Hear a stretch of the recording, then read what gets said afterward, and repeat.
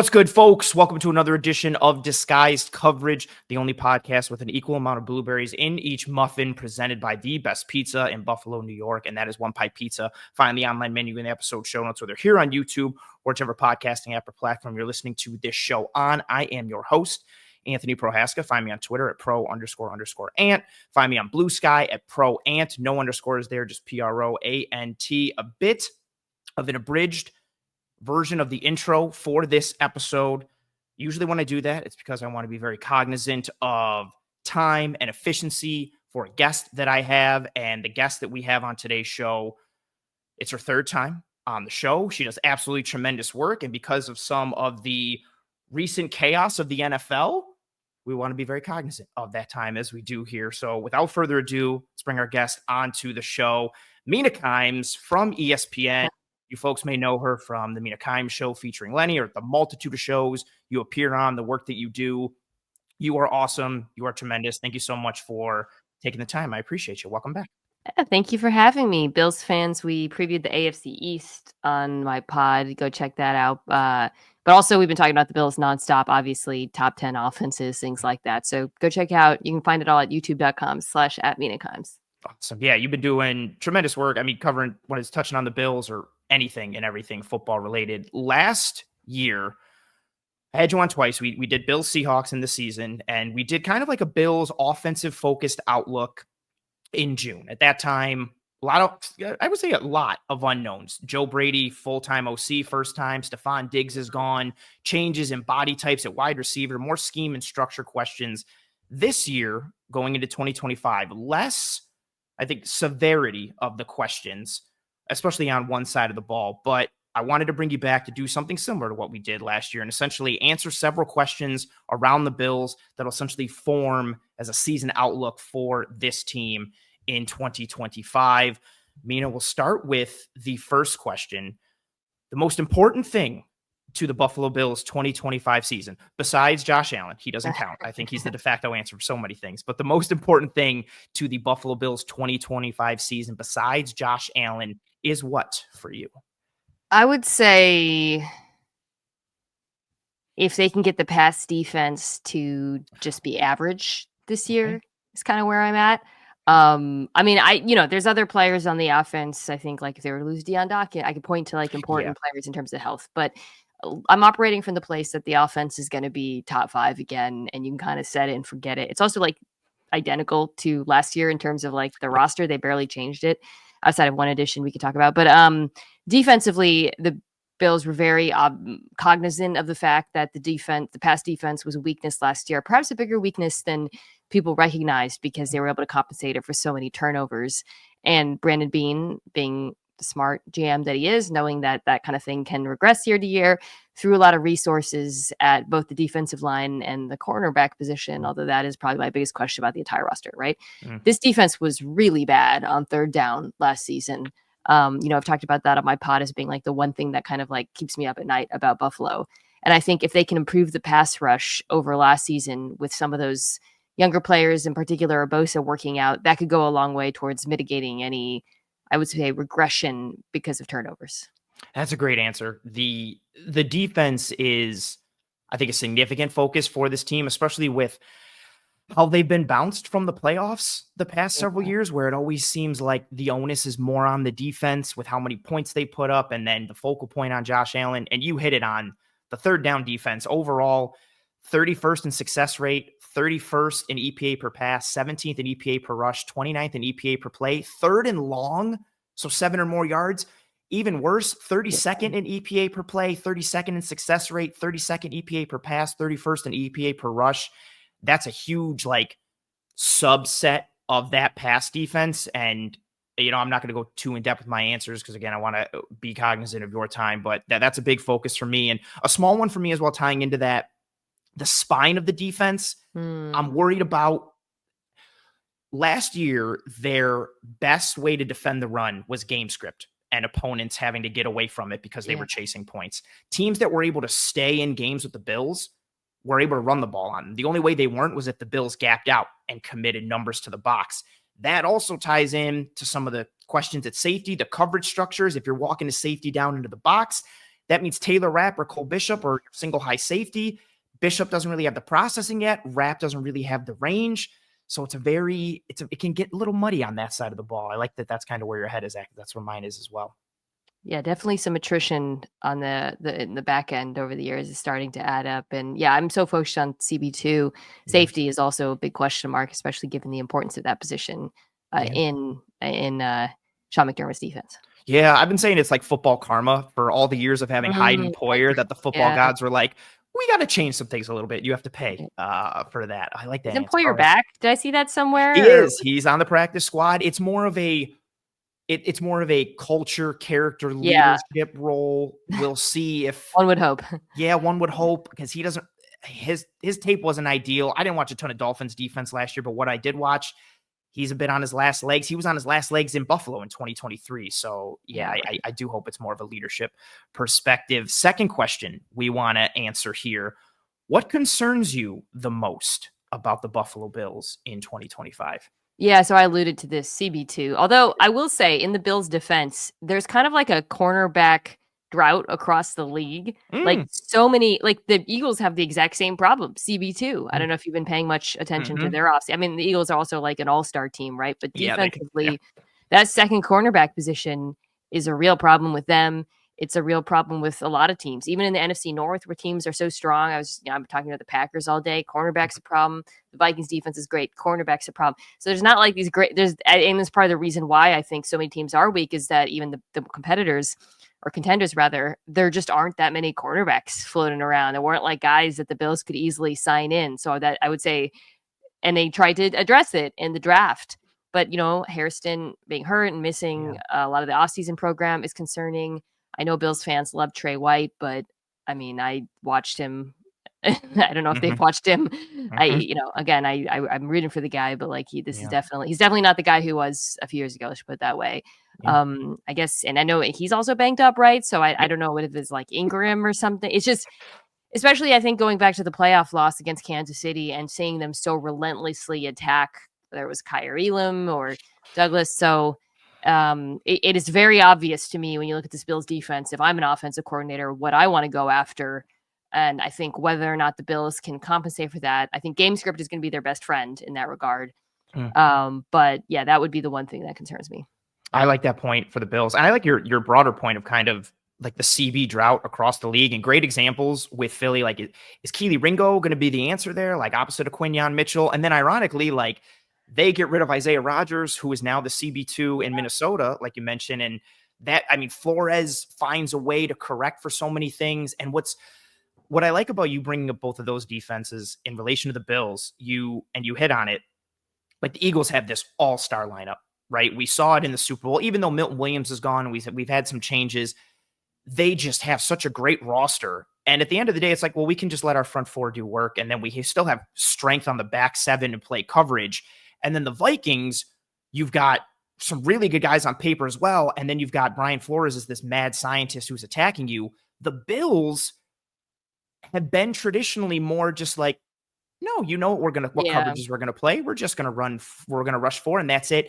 And I don't want to say it's easier, but it essentially is easier to pick on a guy because there's less schematic coverage. There's less ways to protect that guy. If there's a vulnerability, teams can attack it because the Bills have been, even when they've been disguising coverages and getting it into shifts, it's more just going from two to single or single to two and changing the pre to post snap picture there. But it's easy to kind of isolate and attack a guy.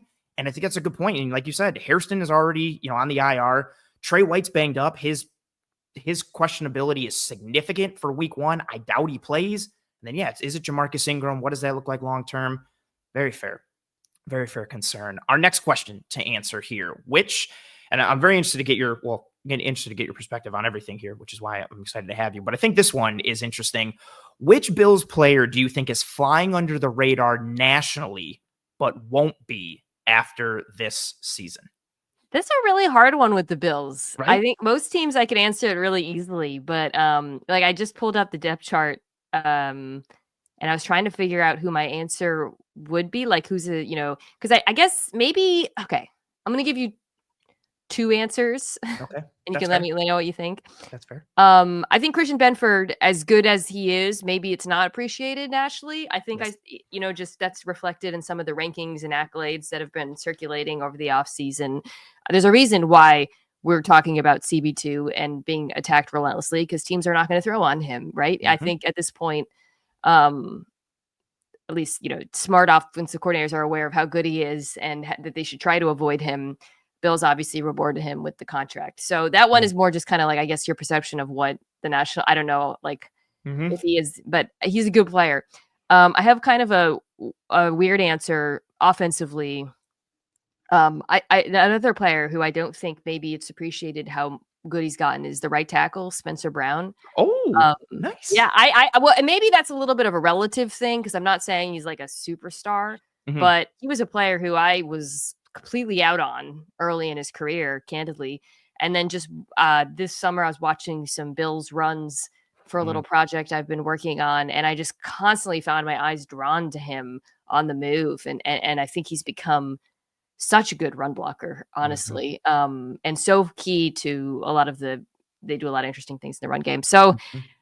I'll throw him out there because I struggled to think of another offensive player. I don't know. Is there anyone that you think offensively you would throw out there?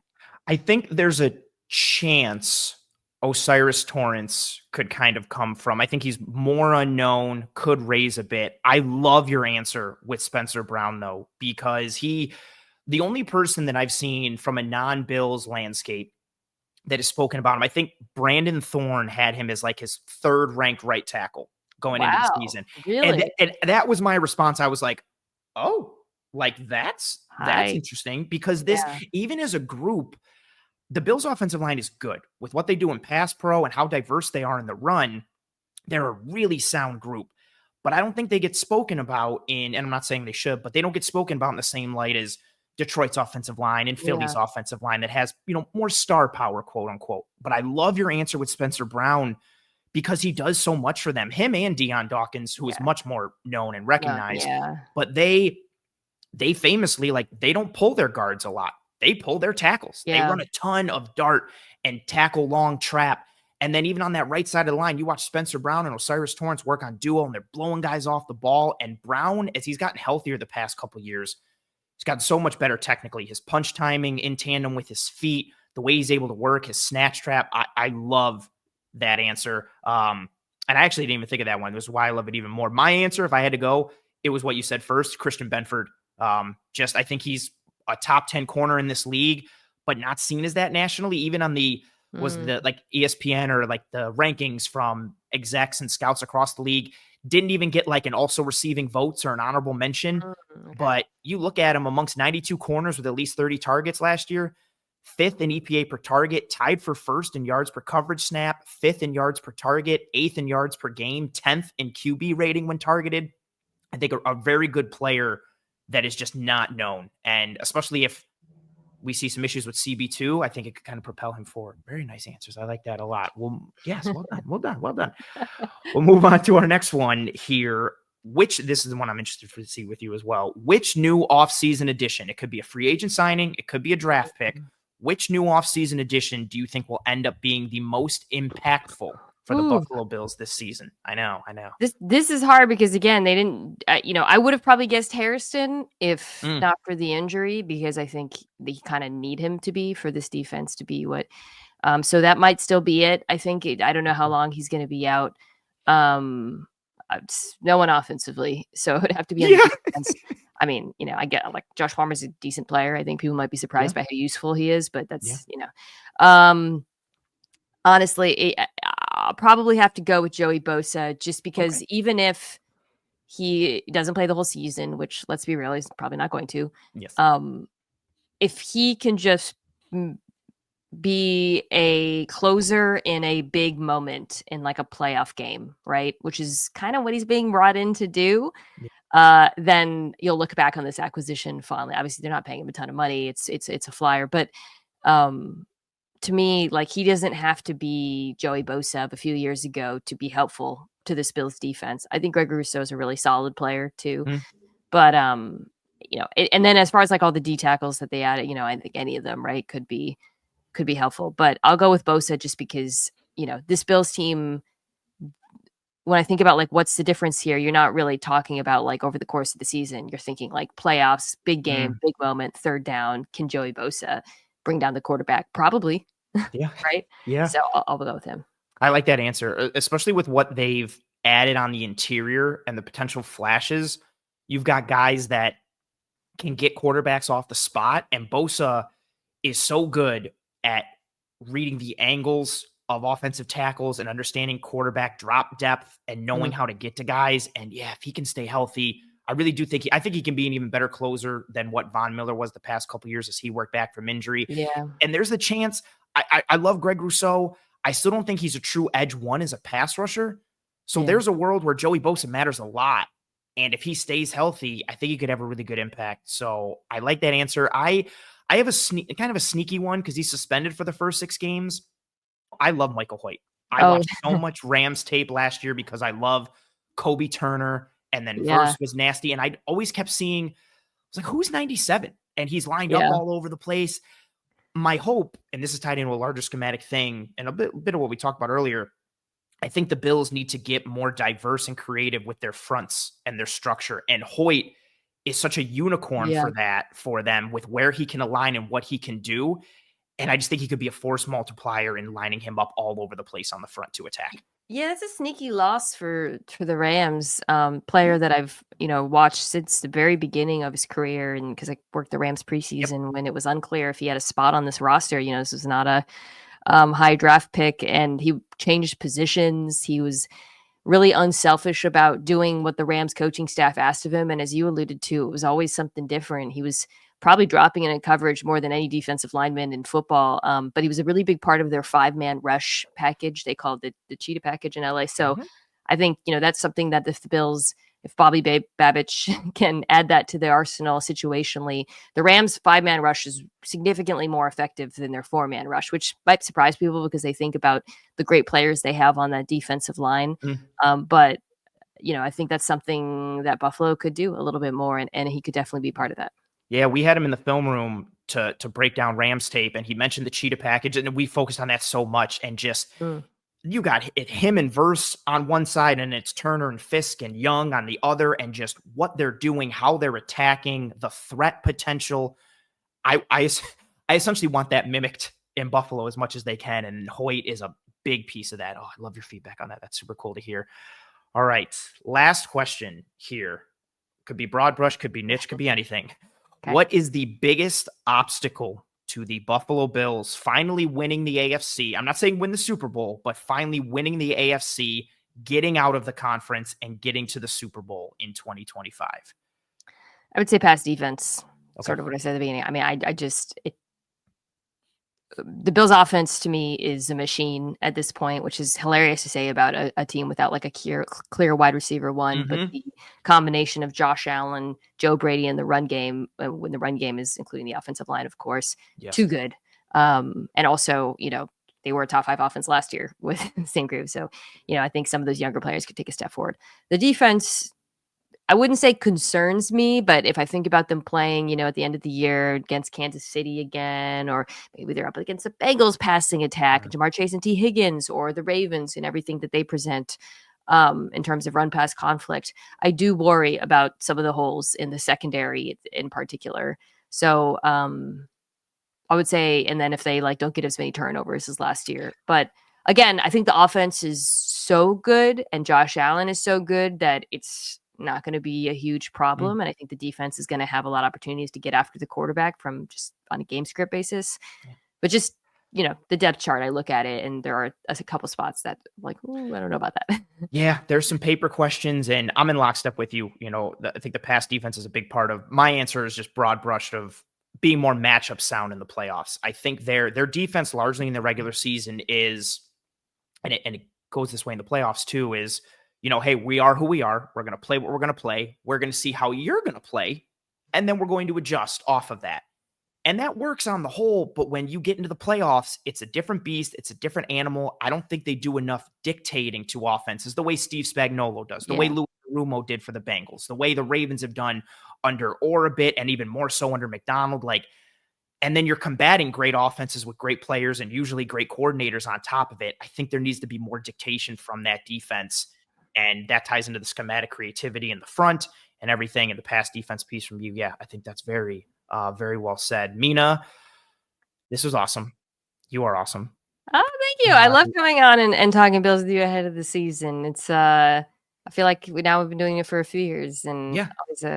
I always like hearing your perspective. I can't believe Bills Ravens is just barreling towards us, by the way. I know. I'm so excited and also like terrified, but also thrilled and also terrified. Yeah, it's going to be crazy opener that could have long-term ramifications that when we're looking at the seeding come January. But yeah, this was awesome. Thank you so much for taking the time. Everyone, if you have not somehow checked out Mina on ESPN or the Mina Kimes show with Lenny, do so. She is absolutely phenomenal. You know, her being on the show is just a small taste of how great her work is and how large the scope is. So appreciate you folks for tuning in. Rate, review, subscribe.